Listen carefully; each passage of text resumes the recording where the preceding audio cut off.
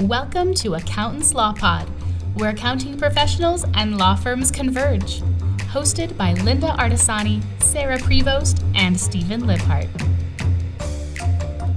Welcome back to the podcast, everyone. And we've just been having kind of a fun afternoon doing the recordings. And this one came up because I read a actual newsletter that came from Lien Law, and I started poking around in it because the last couple of Lien Law newsletters are kind of scary. And this one, as soon as I saw it, I sent it to Sarah, and I said, I grabbed the link and sent it to Sarah because it has a lot of statistics because they've made a lot of compliance rule changes in California a couple of years ago. I think it's been, right, Sarah? Mm-hmm. Yeah. And then now they're starting to really enforce, and they kind of ran a test. So we'll go over some of what we learned in the test and give you some statistics on how well the firms that offered to be tested did, and then kind of go through a little bit more of the details. So we're calling this one the scary changes in California bar rules, which came from a place of we need to fix ourselves because we did not do our job. There's a major famous case. We won't go into all the details of that. It's very famous, though. You can Google what was the worst bar infraction in California. I'm sure the names will come up, but that kind of forced this change. It was the catalyst for all of this. Sure. Yes. Well, we should add it's new California bar rules and legal accounting. So the stuff that we've been discussing over the course of these many years of our podcast fall into play with exactly the things that we warn about, we discuss about, we highlight and say, hey, you need to come into compliance with this. And that's the specialty and the long tenure that the three of us here have had in seeing you working in a firm, Steve, and coming outside and working this way. And we sit in a spot that's a very good spot, I feel, because we have a high level view of multiple ways of working in multiple jurisdictions. And we've always, I think, worked to what we found is always the hardest parts collectively in different states. Florida has a certain criteria that we follow. California has their criteria. In general, collectively, that's the criteria we follow. Correct. And so please don't, if you're listening to this or watching this, please don't say, oh, it's just California, I don't have to worry about it. Yes, that's what I was going to say. Yeah. It's coming. And it might already be there. You don't know it, too. I mean, exactly. California is just doing a different level of assessing it with people. There's a higher regard to, there's a lot of law firms in California. Now they're really looking at, it's a self-assessment, right? It's a self-assessment program. And they did a mandatory program. They're doing a mandatory program, but they did like a beta test with law firms, 100 law firms that raised their hand and said, yeah, we want to be in it. We want to see it. Which is so cool. It's so cool in itself that they did that. I'm sorry I'm interrupting you, but no. My God, that excites me that they actually went out and said, okay, we're the Great Big Bar Association, but we're going to let you guys be a part of this in beta testing, and that all these law firms jumped on it. That's so cool. It's amazing. It's incredible, right? Like it gives what it says there is 18 firms that voluntarily did this. Yeah, 21 firms signed up, only 18 finished the process. So let's start with that. So that was the original, right? So that was there is that, yeah.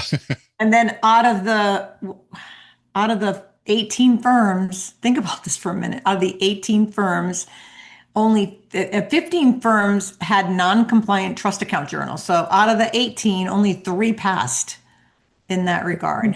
So 83% had non-compliant trust account journals. So I'd love to know more details on what made them not compliant, because you're in I'd this like to know, test, right? You think you're doing it right. Obviously, you're signing up and going, yeah, I want to be tested. And then all of a sudden, out of all those firms, that's a lot of firms that didn't pass. It's really, that's really a high scary. number. Yeah. 16 of the firms out of the 18, so only 2 had non-compliant client ledgers. And I would love to know the answer to that. Did they have software? Did they use external software? Because that's kind of, I think, why Lien Law is kind of sending these scary articles out, is that you need the software to make sure you have these compliant journals. And so that's only me. Now we're down to 2 that have gotten that far, I right? think the third one is the one that has my brain. Yes. Wow. Out of the 18, only 15 had 15 of the firms had non-compliant monthly three-way reconciliations. And that's the thing too, because we asked that question and usually the answer is, well, yeah, I'm pretty sure it's reconciled. That's not what we asked. That's the foundation of all of this is the three-way reconciliation. If you don't have that, I mean, the whole building's going to tumble. I mean, we could have probably guessed the rest of this, right? Well, you could have a three-way, but it still is not compliant. Correct. There could be a multitude of reasons why, which I'm not going to go into because that's not what this episode is. But right. I can tell you we've seen a three-way provided to us, and I was like, "What is this? This is just the numbers on a sheet." Sorry, and you can't figure out what you're trying to say because you have to tell the story, and it has to equal the source of truth. Yep. 10 firms had at least one client not notified within 14 days of the receipt of the funds. So the money comes in and nobody's letting the client, there's no entry to let the client know that the funds are there, which is crazy to me because we have some condos on the beach and I'm just starting to get them rented and doing my thing. And I always let the person know, as foolish as this is, because they have a bank, they can look the check, see the check is cleared, but I'm writing to them, especially if they're mailing a check, like, yes, snail mail, it got here. I always let them know that the check has arrived and I've deposited it in your account, which seems silly. And I don't have to do that, but this is a requirement at the bar level that you have to let the client know. And we've seen it. We've seen dormant accounts, 50 cents, 3 cents, a penny. And you have to keep in touch with the client to let them know that they have this balance. You can't just ignore it. And I think it gets ignored a lot. When we see it, we get a new client and we're like, what are all these small amounts? Oh, yeah, I never got around to getting them off the books. What do you mean get them? I have a 3-cent one right now. I keep reminding the client, you've got to refund this. You're done. Yeah. So here's the thing. If you think about it just on the human level, you get to be a busy business. On the human level, these are other people's monies that we've been entrusted, and then we're supposed to keep track of it. That's what we're signing up for. And so I always say this, like I was going to say on the last one, we follow the money. You could put whatever you want in your spreadsheet. You could put whatever you want in your practice management software. That could mean crap to us until we see it in the bank account. And that's when it means something. And then we have to make sure we've identified it correctly and it's been properly handled. So yeah, I mean, this is kind of, I'm grateful for these. Sorry for those volunteered. Yeah, well, no, it's good for them to do it. I mean, that was smart on their part because it's not many. So a couple of them must have passed completely out of all of them. Little sidebar here. I mean, not notifying them within the 14 days that you received the funds, that's you missed marketing opportunity as well. Client relations. That's huge. Yeah. That's huge.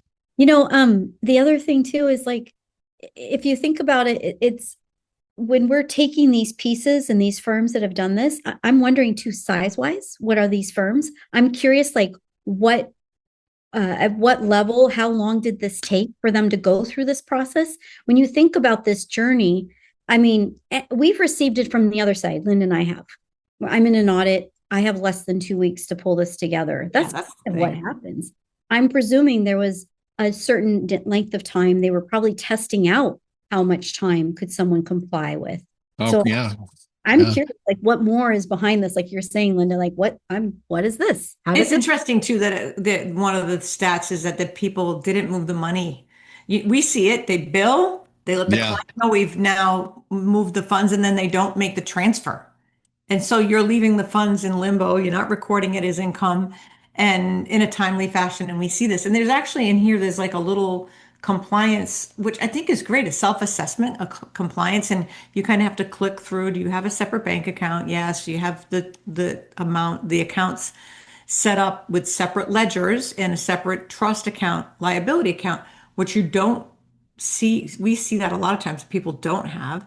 And then the next question, the fourth question was, do you deposit advance fees in a client trust account? This question could have a different answer depending on where you reside and where you're practicing law. So what do you think, Steve? Do you deposit advance fees in a client trust account? What would the answer be? Yes or no? Simple. Oh, yeah. All right, I'm going to hit Great job, Steve. It literally says that. It says, great job. And I'm like, well, yeah. And it tells you like the Question. ethical, it says the ethical implications, and it says the compliance tips. It actually gives you all of this. So if you're unsure of how this all works, you'll be able to kind of follow along and then check your own firm out. Do you You know, segregate your clients, your firm's funds from your client funds by not depositing any firm funds, that never happens, into the client trust account other than nominal amounts of funds required to cover bank charges. So Mhm. I see a big sore thumb on this original list here too. 72%, so roughly three quarters, had deficient attorney supervision. Right there, that path causes all these other problems. mhm. Can be Mhm. a direct hit on all these other percentages. If you're not training your staff and everybody's embracing the procedures, and you have a lot of younger attorneys that you're bringing in out of the law schools and working their way up in the firms and things like that. And if you're not training them, instead of just saying you've got to bang out 3,000 hours this year or whatever it is, if they don't understand the trust requirements, they're just out there getting that client to make their hours. That's going to cause a lot of these other problems. Yeah. Well, clearly, there's contingency firms in this because 6 of the firms had at least one Right. account where an attorney firm fees was incorrectly calculated. To your point, where you're using a spreadsheet and you're doing this work. I Or get it. AI. I get it. You're using the spreadsheet. I've seen it all the time. But then like in one instance, what we do is we double check the spreadsheet. The spreadsheet's Yeah. not produced by us. But when asked if you want it part of the workflow, we will go in and validate that spreadsheet to go back into the accounting to see, okay, what was recorded? Is this accurate? Do we see everything that you said you see? And this is the problem with a lot of firms that are on contingency. The money walks in before even the money walks in. You're so hot to trot to disperse for multitude of reasons. And That's one of really, my pet peeves. you've got to give yourself You time. have to slow them You down. can't do that. And so I'm honestly not surprised at this, the 2 combined, the 13 and the 6. Because you're one firm owner to many, let's say. Mhm. How do you build that in when you have an extra layer of somebody overseeing it? And we've heard this a lot. Oh, we're fine. We do it internally. We have it this way. Who's validating all of those pieces? Who has all of their, Right. your interest is in the firm, right? Not outside like those of us seeing it from the outside see it differently. So it's a very interesting process, which honestly, it's interesting, Steve, you brought this up. What this bar is doing is in relation to what we discussed in another podcast regarding hiring. Mhm. And you're requesting outside counsel to view it, accredited outside people or outside individuals assisting with this. And with this bar, you have to pay a certified firm. So this is going to be a very expensive dance for you if you have to Yeah. yourself. You're looking at $10 to $20,000 to have them represent you and do the audit, which is expensive. Mhm. When a client disputes your fees, do you hold the disputed portion of any advance fees in the trust account until the dispute is resolved? That's a question on this thing. That's a good question. That's a good question. Yeah. I would think you're going to have to because it's You have to. Yeah. Yeah. now, what if you moved It's it and disputed. you let them know about it and they come back and say, wait a minute, you didn't spend all this time. I had that happen with a lawyer one time, like, no, you did not. And then if you go forward with it and they dispute that amount, are you supposed to move it back? Well, yes. You better protect it. Yep. Yeah. You better It's follow That not could come back yours. and bite you so Agree. hard. Yeah. Yeah. You better. And Yeah. let's back up a little bit on that. Document the heck out of that dispute, because you don't want to be pinged on the flip side of this for commingling firm funds into the trust account. So really document the heck out of that so that you're protected and the client is protected. Acknowledge it. It's not a bad thing when there's a dispute. Mhm. Acknowledge that it happened. Explain what you're going to do. And part of that explanation is, I'm going to move this $5,000 back over. And that might hurt having to do that. It But could I'm hurt going to if move you're this. trying to make payroll or something. Right? Exactly. But I'm going to move You're this back telling them over that. and then get on top of that dispute and get the thing settled. To me, if that one instance occurs, it would be like, all right, let's look at our process to ensure how are we handling this overall. And I know this says California, but overall nationwide, there should This be is a better thing. processes. Yeah, exactly. Which going back to kind of some of our questions earlier, I just read over this. 300 firms applied to participate in this Wow. voluntary back in April of 24. 21 were Wow. selected and at various private practice sectors, firm sizes, and trust accounting record methods.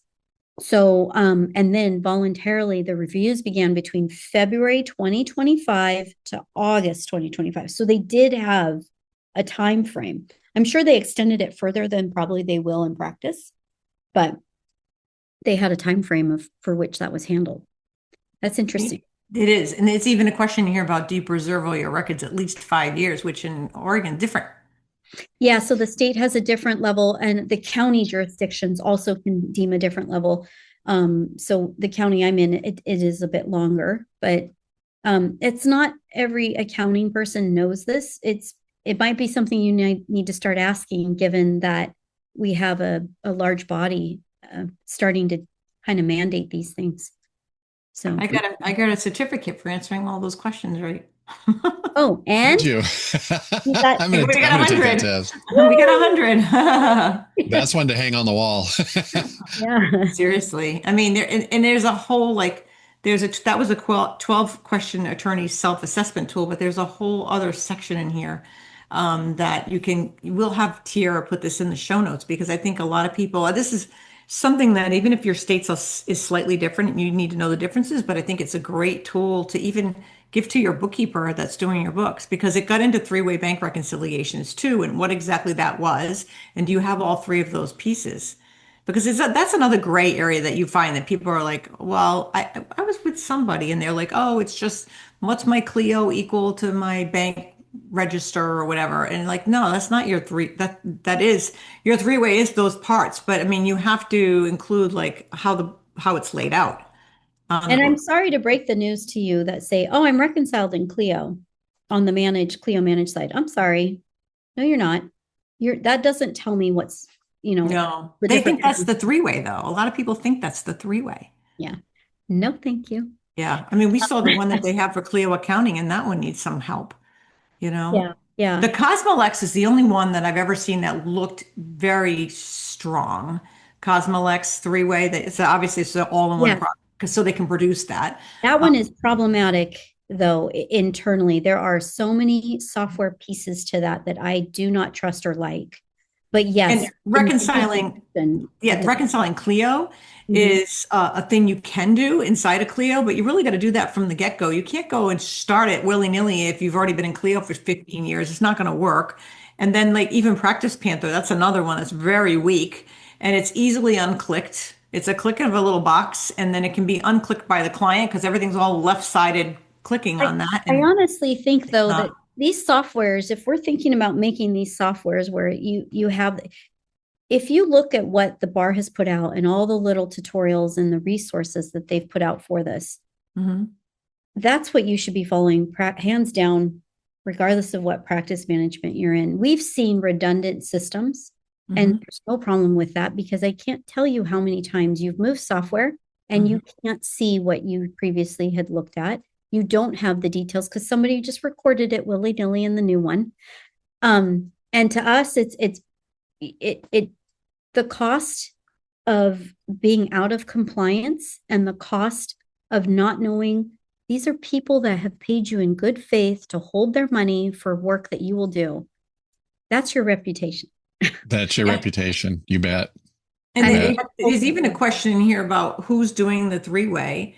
And is somebody else overseeing it as well, making sure, because it's just like, I remember years ago, some nice tax person said to me, make sure that even if your clients are giving you the keys to the kingdom and saying, here, reconcile. One of the things that I've seen with other firms where they had fraud come into play, with the bookkeeper did whatever, it's because they didn't have the bank statement go to their house. And back then you got them in the mail, and then you had to sign off on it. There was like a whole procedure that we had in place that at least the owner had eyes on it. And that's when you've ever sat in a situation where the bookkeeper ripped off the client, usually it's got to do with they just trusted 100% everything. And the bookkeeper was able to run the payroll on their own. And they were adding money to their payroll, and then they were paying the bills, but they were throwing their own bills in with it. You're talking in-house bookkeepers for Yes, clarity's yes. sake. I just want to clarify this because Yes. Oh, good call. But a lot of times they get very, you get complacent. And when I hear these stories, I've heard stories over my career, and I'm always like dumbfounded that I can see how that can happen, because you got somebody sitting in the seat, they know you, they're friendly with you. You don't ever think they'd steal from you. And that's the thing. Yeah, I don't want to cast the shadow on all of you that are doing good work. Honestly, I mean, these are the ones that we see, and it makes our stomach turn. It's sad. It's really sad, and it's unjust, and ruins our profession. So in other words, the one thing you can do for compliance is make sure that if you've got a firm doing it, you still check it. You still get eyes on it. You look and say, oh, my balance sheet says this. And, I like to take the little picture. We have a great 3-way that anybody can pay LiveFlow and use. We created one for LiveFlow. It's other software. We did it to help others, and it's a great tool. It is. And if you don't, and it's in Google, but it's a proper 3-way. It's very clear if something's wrong, or if it shows if you've got money in transit that's coming in that's going to clear the next month. You can see that on there. It's got all the details that if you were audited by the bar is going to look at that and go, okay, I see this or I see that. Because you deal with compliance even when you have Steve's 5 cents or whatever on the balance sheet, that has to be dealt with. And a lot of times that gets forgotten, and that's part of compliance. You cannot have these really old small balances lingering year after year, and nobody even notifies the client. They can't find the client. They don't notify them. As part of their compliance is to notify the client that the money's there. Well, and you have to show reasonable effort that you tried to notify them too before you turn it over to the state. Before you turn it over, there's a whole bunch of steps. Yep, there's steps there. So in a press release that we'll have in our show notes does stipulate that the beginning September 29th through October 31st, the state bar will randomly select and notify 100 attorneys representing a cross-section of the attorney population to complete the CTAP compliance review for reporting year 2024. So I know this is past the dates that have been issued in this release, but that's just the start. So we don't know what's going to continue on. And I think that if you're questioning where you stand, maybe take the self-assessment, really review it and look it over. The other thing too, and I might misquote this, but I need to just go back and look at this.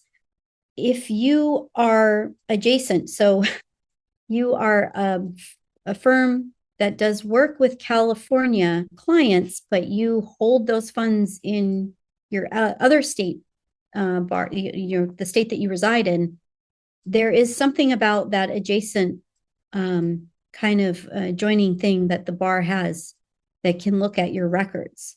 And I don't want to be quoted incorrectly, but there's something in the stipulations that Linda and I both read it. And so I would just say that if you are doing work within the state and you are not following these in your own state bar rule, like your own jurisdictional bar doesn't have the same rules, but you do work with it, you should follow these bar rules as well, just to ensure that you're doing it right. So you can follow them on Twitter and other places, but you can on X. And I just signed up to follow the state bar on X, and the first thing that came up is they actually show disbarment, attorney discipline, and they tweet it out.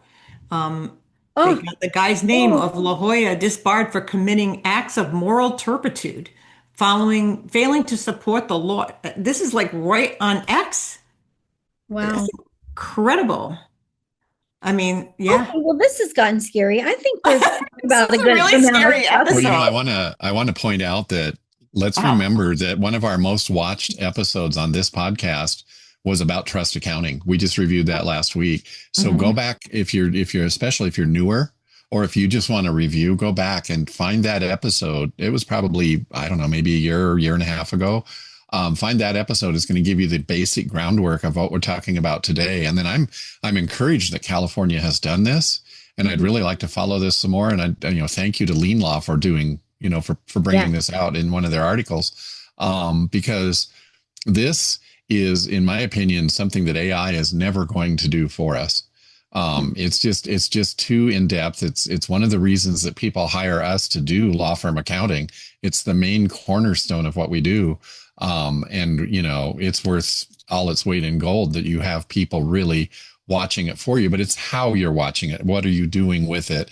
Are you following the guidelines and the rules and subscribing to them and keeping your nose clean per se? I think this is great. Yeah. I do feel like that Home Alone, like, moment. Yeah. It's a lot of stuff. I'm kind of relieved that this happened. I think this is cool. It's sad at the cost of who it happened to. Yeah. But Yes. The weight It gives credibility to it. To what we've been saying for so long. Yeah. It's like, here, we're telling you the truth. Yeah. Yeah. And I think a lot of times we get a lot of clients via my trust is a mess. Can you help us? We have some clients that all we do is trust. They already have a whole bookkeeping thing going on and they just want to offload that one task. So that is something I'm sure, Steve, you would do too. We just do trust for people. It's a service. I think you might have to pay for it, but it's peace of mind. Mm-hmm. It's peace I of cleaned mind. up a trust account 5 years ago, huge one, massive. Mm-hmm. Took me several months to do it. And, they were happy and it was done. And I heard from their bookkeeper about 2 weeks ago and she said, we just had another hiccup. Can you just tell me if what we did was right or wrong? And that really made me feel good that, 5 years later, that she came back and said, okay, we did this, and saved themselves the pain of ending up where they were before. Kudos to her. Well, and honestly, if you want a simplified method is, the work, the reconciliations and the validation of the work can be done by a third party with the production of a three-way, overseeing the work that's being done in-house. Mm-hmm. So that's an opportunity there. I can tell you that if you're doing it inside, you're doing it all on your own and you're way behind. The bar loves it when you've got an outsourced firm because we're not involved. We're not in the firm. We're outside. We're like that third party helping you. And we've done that for several clients where they were in an audit and they needed the assistance, and it's something that we do. So it's get somebody who knows what they're doing because there is paperwork that's involved and you have to follow the rules. And like Sarah said earlier, you don't have a huge window of time to get this work done. That's why it's good to have the records ready to go the right way so that you don't have to worry about compliance. You're compliant all the time. So if they ask to see June of 2024, June, boom, there it is. You've got it, right? It's there. So that's important. Yeah, definitely. Okay, well, I'm tired. I want to go back to bed now. This episode should have been shown on Halloween, right? Scaring the heck out of everybody. We should have had like scary background music and clouds going. Tara can do that. She can make a nice screenshot now. It's serious. It's a serious topic though. Yeah. Mm-hmm. If you liked what you heard today, don't forget to like, share, and leave a quick review. It's the easiest way to help other accountants and lawyers discover our little corner of the podcast world. And while you're at it, hit subscribe so you never miss an episode. Do you have a question or a topic that you'd love us to cover? Drop us a line at info@accountantslawpod.com or send us a message through accountantslawpod.com. Your idea just might make it into a future episode. And if you want to go beyond listening, sponsor an episode or a handful and connect with our community of accounting and legal professionals who love learning, laughing, and leveling up. And don't forget to join the conversation inside the Accountants Law Lab Mastermind group at accountantslawlab.com, where collaboration meets inspiration every week. So, and it looked like Linda was just doing some business there saying, no, that's not the right document, passing it back out the door. Yeah. No comment. No comment. I was getting a phone call like at the end of this. I'm like, wait a minute. Well, thank you, everybody. That was a good topic. Thank you.